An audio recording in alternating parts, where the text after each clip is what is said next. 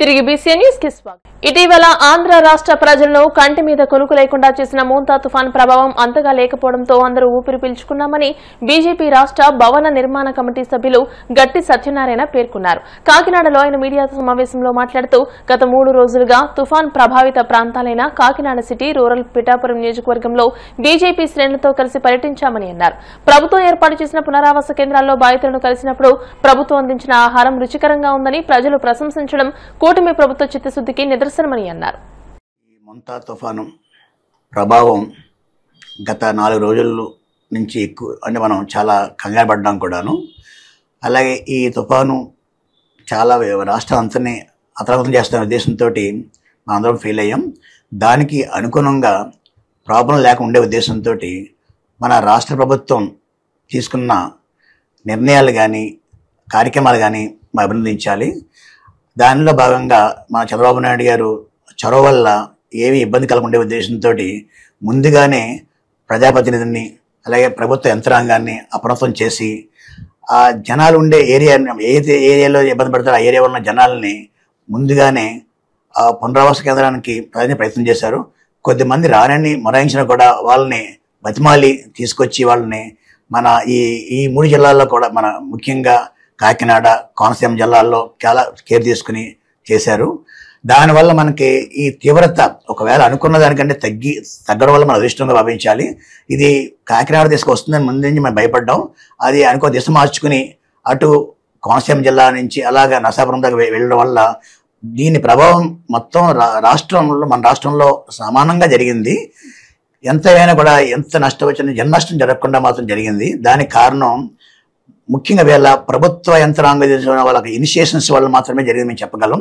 So ఆ భాగంలో మనం ముఖ్యంగా చంద్రబాబు నాయుడు గారిని అలాగే మన ఏరియాలో ఉన్న మన రాజకీయ ప్రతినిధులు అంటే ఎమ్మెల్యేలు కానీ ఎంపీలు కానీ ముఖ్యంగా ప్రభుత్వ యంత్రాంగం కలెక్టర్ గారు, ఎస్పీలు కూడా తగిన సిబ్బంది కూడా చాలా టైమ్లీ కేర్ తీసుకుని వాళ్ళందరినీ కాపాడారు. ముందుగా వాళ్ళు నిజంగా వాళ్ళ పనితీరుని మనం మెచ్చుకోవాలి, మనం అభినందించాలి కూడాను. దానివల్ల ఈ ప్రభావం మనకి అంటే ధననష్టం అయితే మాత్రం సుమారుగా 5,500 కోట్లు లాస్ అయింది అంటున్నారు. దానికి ప్రభుత్వం స్పందిస్తుంది. జననష్టం మాత్రం ఎక్కువగా ఏమీ లేదు అసలు. ఆ విషయంలో మనందరూ కూడా అదృష్టవంతులు అనుకోవాలి మనం. సో ఈ భాగంలో మేము మా బీజేపీ కార్యకర్తలను కూడా అందరూ ముఖ్యంగా మా రామకృష్ణారెడ్డి గారు, అలాగే లోకల్ ఎమ్మెల్యే మన కొండబాబు గారు, అలాగే చాలా సతీష్ గారు, ఎంపీ గారు, శ్రీనివాస్ గారు, అలాగే కలెక్టర్ సాన్మోహన్ గారు కానీ, మా ఎస్పీ గారు కానీ వాళ్ళు కూడా ప్రత్యక్షంగా అన్ని చోట్ల వెళ్ళడం జరిగింది. వెళ్ళి వాళ్ళు కేర్ తీసుకున్నారు. నేను మా రామకృష్ణారెడ్డి గారు కూడా అనపతి ఎమ్మెల్యే గారు ఇక్కడ కూడా వచ్చి అన్ని ప్లేస్లు చూసి వాళ్ళకి అన్ని సదుపాయాలు ఎంతలో చూసి చూడడం జరిగింది. మేము అందులో భాగంగా మా కాకినాడ నుంచి మా బీజేపీ కార్యకర్తలు నేను సైతం అందరితో కలిసి వెళ్ళి వాళ్ళకి ఆ సమయంలో కావాల్సిన సదుపాయాలు ఏంటంటే వాళ్ళకి ఫుడ్ ప్యాకెట్స్ మేము కొన్ని చోట్ల అందించాం, కొన్ని చోట్ల బెడ్ కూడా అందించి వాళ్ళకి మాకు ధైర్యం చెప్పి మా వంతు మేము కృషి చేసాం. అందులో భాగంగా ఏంటంటే కాకినాడ సమీపంలో ఉన్న ఉప్పాడ దగ్గరలో కొమ్మరిగి ఏరియాలో ఉన్న జగన్ కాలనీలో మాత్రం అక్కడ ఈ సముద్రం దగ్గర ఉండడంతో రోడ్లలో ప్రజల్ని వెళ్ళకుండా ఉండేలాగా బంధించారు. దానివల్ల వాళ్ళు పునరావాసం వెళ్దామని కూడా వెళ్ళలేకపోయే పరిస్థితులు ఉన్నారు. వాళ్ళని మేము స్వయంగా చూస్తే వాళ్ళు ఇబ్బంది చూసాము. అంచేత ప్రభుత్వం ఇప్పటికే చాలా మంచి కార్యక్రమాలకి ఈ పునరావాస కేంద్రంలో ఉన్న వాళ్ళకి వాళ్ళ సహకారం అందిస్తుంది. అలాగే మత్స్యకారులు మాత్రం కూడా ఆ ఏరియా ఉన్న మత్స్యకారులు కూడా వాళ్ళకి ఇమీడియట్గా ఒక 25 నుంచి 50 కిలో రైస్ కూడా ఇవ్వడం జరుగుతుంది. అలాగే ఆది సాయం కూడా చేస్తున్నారు. దేశ సమగ్రతను కాపాడిన ఉక్కు మనిషి సర్దార్ వల్లభాయ్ పటేల్ అని, ఆయన సంకల్పాన్ని యువత స్ఫూర్తిగా తీసుకోవాలని కడప జిల్లా ఎస్పీ షెల్కే నచికేత్ విశ్వనాథ్ అన్నారు. కడప నగరంలోని పోలీస్ పరేడ్ గ్రౌండ్ లో సర్దార్ వల్లభాయ్ పటేల్ చిత్రపటానికి పూలమాలలు వేసి ఘనంగా నివాళులర్పించారు. అనంతరం ఆయన రన్ ఫర్ యూనిటీ పరుగును జెండా ఊపి ప్రారంభించారు. ఈ సందర్భంగా ఎస్పీ మాట్లాడుతూ భారతదేశాన్ని ఏకీకరణ చేసిన సర్దార్ వల్లభాయ్ పటేల్ జయంతిని పురస్కరించుకుని రాష్ట్రీయ ఏక్తా దివన్ కార్యక్రమాన్ని దేశవ్యాప్తంగా పండుగ వాతావరణంలో నిర్వహించుకుంటున్నారు అన్నారు.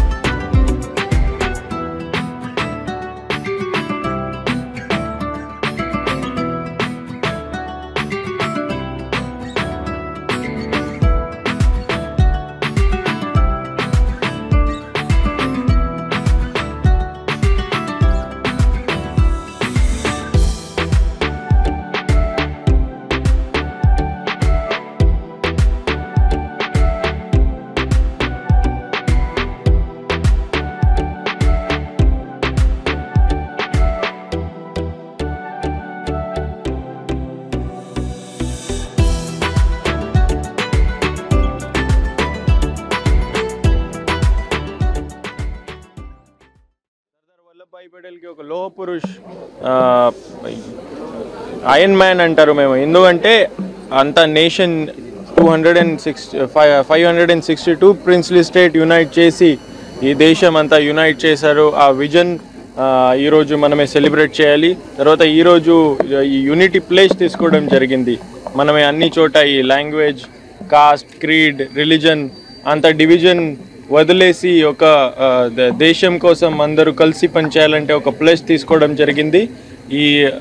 ఈరోజు మేము మన కడప పోలీస్ డిపార్ట్మెంట్ తరఫున అందరికీ ఈ యూనిటీ డేకి శుభాకాంక్షలు తెలియజేస్తున్నాను. Thank you. విశాఖ నగరంలోని వుడా చిల్డ్రన్ ఎరీనా కూడలి నుండి జరిగిన ఐక్యతా ర్యాలీ రన్ ఫర్ యూనిటీ కార్యక్రమంలో నగర సిపి సంకబ్రత బాగ్చి పాల్గొన్నారు. పటేల్ జంక్షన్ వద్ద ఉన్న సర్దార్ వల్లభాయ్ పటేల్ విగ్రహానికి సిపి పూలమాలలు వేసి నివాళులర్పించారు. ఈ సందర్భంగా ఆయన మాట్లాడుతూ ఉక్కు మనిషి సర్దార్ వల్లభాయ్ పటేల్ పుట్టినరోజుని రాష్ట్రీయ ఏక్తా దివస్ గా ఘనంగా జరుపుకుంటున్నామని, దేశ ఐక్యత కోసం ఆయన తన జీవితాన్ని అంకితం చేశారని గుర్తు చేశారు.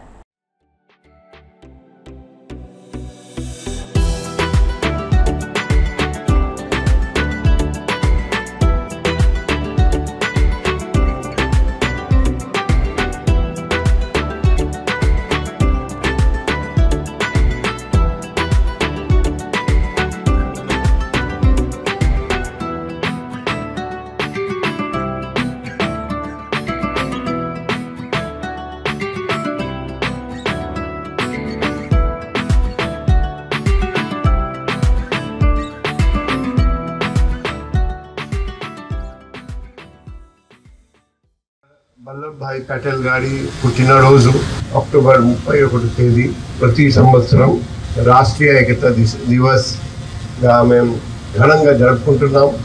మన దేశంలో ప్రతి చోట ప్రత్యేకంగా జరుపుకోవడం మన ట్రెడిషన్. మనకు స్వాతంత్రత వచ్చింది అప్పుడు చూస్తే మన దేశం ఈరోజు మనం ఎటువంటి దేశం చూస్తున్నాం ఆ పరిస్థితి అప్పుడు లేనలేదు.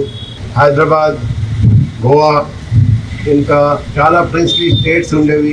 ఈ యూనిఫికేషన్ మన భారతదేశంతో చాలా కష్టమైన పని ఉన్నా కూడా అప్పటి హోమ్ మినిస్టర్ సర్దార్ వల్లభాయ్ పటేల్ పగలు రాత్రి కృషి చేసి శ్రమించి కష్టపడి కొన్ని చోట్ల నెగోషియేషన్తో, కొన్ని చోట్ల మిలిటరీ యాక్షన్ ద్వారా యూనిఫికేషన్ చేశారండి.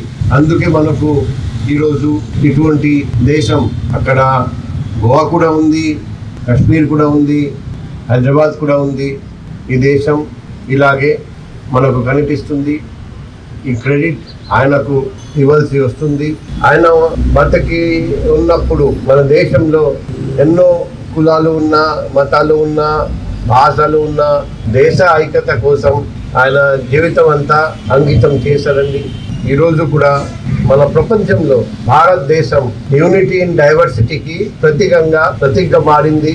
ఆయన చూపెట్టిన మార్గం, ఆయన చెప్పిన సందేశం ఈరోజు కూడా మనం అందరం గుర్తుపెట్టుకోవాలి. మన పోలీస్ వ్యవస్థ కూడా అంత దేశంలో అంత చక్కగా ఉందంటే.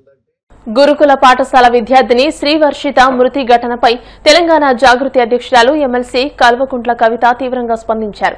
ఈ ఘటనపై తక్షణమే సిట్ ఏర్పాటు చేసి నిష్పక్షపాతంగా విచారణ జరపాలని ఆమె ప్రభుత్వాన్ని డిమాండ్ చేశారు. హుజూరాబాద్ మండలం రాంపూర్లోని శ్రీవర్షిత కుటుంబాన్ని పరామర్శించిన కవిత ఆమె తల్లిదండ్రులను ఓదార్చి ధైర్యం చెప్పారు. అనంతరం ఆమె మీడియాతో మాట్లాడుతూ ప్రభుత్వ తీరుపై స్థానిక మంత్రి పొన్నం ప్రభాకర్ పై తీవ్ర విమర్శలు గుప్పించారు. శ్రీవర్షిత కుటుంబానికి న్యాయం జరిగేంత వరకు తెలంగాణ జాగృతి అండగా ఉంటుందని కవిత హామీ ఇచ్చారు. ఇలాంటి ఘటనలు పునరావృతం కాకుండా ప్రభుత్వం కఠినమైన చర్యలు తీసుకోకపోతే ఊరుకునేది లేదని ఆమె హెచ్చరించారు. ఇవాళ చాలా దారుణం. శ్రీవర్షిత అనేటటువంటి అమ్మాయి వంగరలో ఉన్నటువంటి పివి నరసింహారావు గారి సొంత ఊరు వంగరలో ఉన్నటువంటి బీసీ రెసిడెన్షియల్ హాస్టల్లో చదువుతూ మరి అక్కడ అన్ఫార్చునేట్ ఇన్సిడెంట్ జరిగింది. స్కూలు యాజమాన్యము ప్రభుత్వమేమో మరి అమ్మాయి సూసైడ్ చేసుకొని చనిపోయిందని చెప్తున్నారు. అమ్మాయి పేరెంట్స్ ఏమో కరెక్ట్ గంట ముందు మేము మాట్లాడినాం, గంటన్నరలో మేము హాస్టల్ చేరే లోపలనే ఇన్సిడెంట్ అయిపోయింది.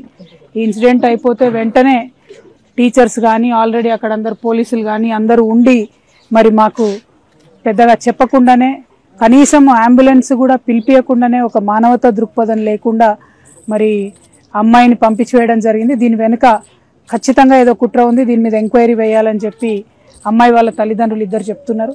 నేను ఎన్నిసార్లు అడిగినా అమ్మాయి వాళ్ళ తల్లిదండ్రులు ఇద్దరు ఒకటే మాట చెప్తున్నారు, మాకు కలిగిన దుఃఖం మరెవరికి కలగకూడదు, మేం పడుతున్న బాధ ఇంకెవరికి పడకూడదు, మాకు న్యాయం జరగాలి, ఏం జరుగుతుందో తెలియాలంటున్నారు. ఇవాళకి 8 రోజులైంది. ఇక్కడికి వచ్చి ఒక పోలీస్ ఆఫీసర్ కానీ, ఒక ఎడ్యుకేషన్ డిపార్ట్మెంట్ కానీ, ఎంఆర్ఓ కానీ ఎవరు కానీ కనీసం పేరెంట్స్ని కన్సోల్ చేయడం కావచ్చు, లేకపోతే ఎంక్వైరీ చేయడం కావచ్చు, ఎటువంటి వివరాలు కూడా ప్రభుత్వం తీసుకుంటలేదు. ఇది పొన్నం ప్రభాకర్ గారు జిల్లా మంత్రివర్యుల యొక్క సొంత నియోజకవర్గం. ఆనాడు వారు స్టేట్మెంట్ ఇచ్చారు, నేను చూసుకుంటా అని. ఇంతవరకు మాత్రం దాని మీద కనీసం స్పందన లేనటువంటి పరిస్థితి కనబడుతున్నది.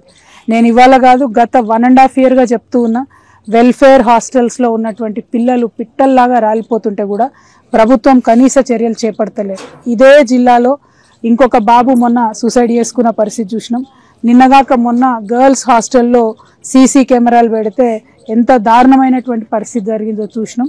అంటే 1 కాదు 2 కాదు, అసలు పేద పిల్లలు చదువుకునే హాస్పిటల్ స్కూల్స్ అంటే కనీసం ప్రభుత్వానికి లెక్కలేనితనంగా పట్టిలేనితనంగా కనబడుతున్నది. ఇది కరెక్ట్ కాదు, వాళ్ళ ఉసురు తగులుతుంది మీకు. ఇటువంటి ప్రయత్నం చేయకండి దయచేసి. ఆ పేద తల్లిదండ్రులు వాళ్ళ పిల్లలు న్యాయం కోరుతున్నారు. కానీ ఖచ్చితంగా శ్రీవర్షిత విషయంలో ఏం జరిగిందో ప్రభుత్వం సపరేట్గా ఎంక్వైరీ చేయాలి. మోసం చేయొద్దు, మభ్యపెట్టద్దు. ఎందుకంటే అమ్మాయి చాలా టాలెంటెడ్ అమ్మాయి, ఎప్పుడు కూడా స్కూల్ లీడర్గా ఉన్నటువంటి అమ్మాయి, కలెక్టర్తోని అనేకమైన అవార్డులు పొందినటువంటి అమ్మాయి, జీవితంలో నేను ఐఏఎస్ను ఐపీఎస్ను అయితా అని గోల్ పెట్టుకొని కష్టపడి చదువుతున్నటువంటి అమ్మాయి. అటువంటి అమ్మాయి చనిపోతే తల్లిదండ్రులకు ఎంత బాధ ఉంటుందన్న విషయం దయచేసి ప్రభుత్వం ఆలోచన చేయాలి. కొంత మానవత్వాన్ని దయచేసి ప్రదర్శించమని నేను ప్రభుత్వాన్ని డిమాండ్ చేస్తూ ఉన్నా. ఇది విమర్శ కాదు, రాజకీయాలు కాదు, ఏది కాదు. ఎందుకు పిల్లలు చనిపోతున్నారు, వాళ్ళని చనిపోకుండా ఆపలేమా? దయచేసి ఇది ఒకటి ప్రభుత్వం ఆలోచన చేయాలని చెప్పి నేను కోరుతున్నా. ఖచ్చితంగా న్యాయం జరిగేంత వరకు తెలంగాణ జాగృతి శ్రీవర్షిత పేరెంట్స్కి అండగా ఉంటుంది. ఇటువంటి అనేక మంది పేరెంట్స్ ఉన్నారు, వారందరూ కూడా అండగా ఉంటామని తెలియజేస్తూ, మంత్రివర్యులు తక్షణమే స్పందించాలి, ఎంక్వైరీ చేయాలి, స్పెషల్ ఎంక్వైరీ చేయాలి, ఏం జరిగిందో ఖచ్చితంగా బయట పెట్టాలి. Thank you. జై తెలంగాణ. వార్తలు ముగించే ముందు ముఖ్యాంశాలు మరోసారి. కుంచనపల్లి కాశీ విశ్వేశ్వర స్వామి ఆలయ పునర్నిర్మాణానికి శంకుస్థాపన చేసిన నారా లోకేష్, వేద మంత్రాల నడుమ భూమి పూజ చేసి ప్రత్యేక పూజలు చేసిన మంత్రి.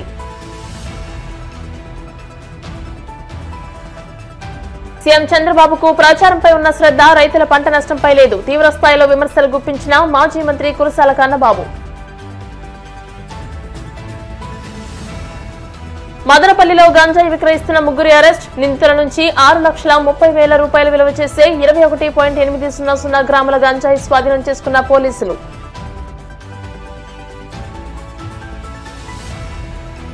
గురుకుల పాఠశాల విద్యార్థిని శ్రీవర్షిత కుటుంబాన్ని పరామర్శించిన కవిత, విద్యార్థిని మృతిపై తక్షణమే సిట్ ఏర్పాటు చేసి విచారణ జరిపించాలని డిమాండ్. ఈ వార్తలు ఇంతటితో సమాప్తం. మరిన్ని వార్తల కోసం BCN digital YouTube channel, Facebook page ని ఫాలో అవ్వండి. అప్డేటెడ్ వార్తల కోసం ప్లీజ్ సబ్స్క్రైబ్.